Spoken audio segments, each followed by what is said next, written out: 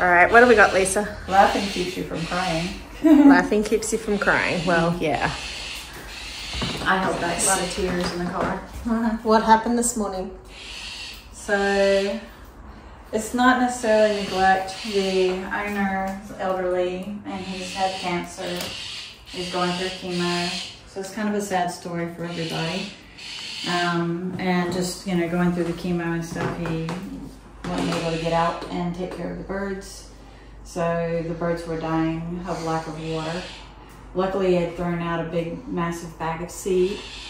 And so they were pecking through the bag and eating the bag of seed. But there was no food in bowls or anything like that. There was no water. And so the family called, the children called to say that they were dying and that someone needed to come get them. And there were dead birds there? There were dead birds there. There was about 15 to 20 lying on the ground. But there was also some where you could see there was a rat hole where a rat's been taking them down the hole and cleaning up the dead ones. So every single one of these birds has been touched by an avian vet. Yep. Vet Kelly went through and handheld every single bird to check their body score. They are all pretty much dehydrated, but they all have water at the moment. We're going to add some Spark to their water. What's Spark? As basically like Gatorade for birds. It's an electrolyte to help them retain the water with a little extra added vitamins and minerals in it.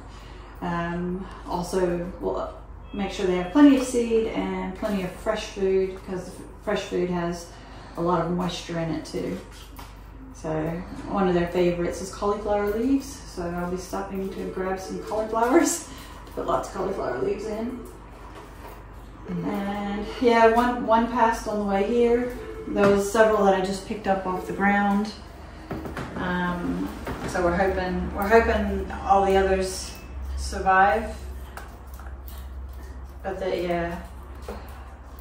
We're going to put a donation link in the box below or comments below. So if anyone wants to help with this, feel free to please donate, because the rescue takes on a lot of cases.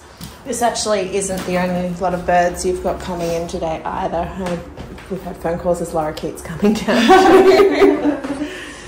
So yeah, it never ends. It's a daily thing, but this is something else. How many birds are here, do we know? So we do cases like this often, but we don't actually advertise a lot of the cases that we do.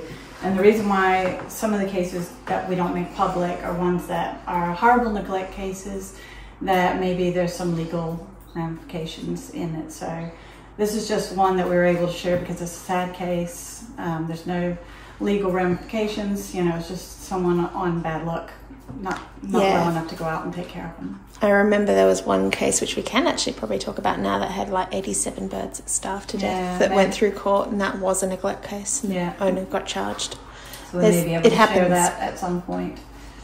So the rescue does wear these bills. It's pretty sad.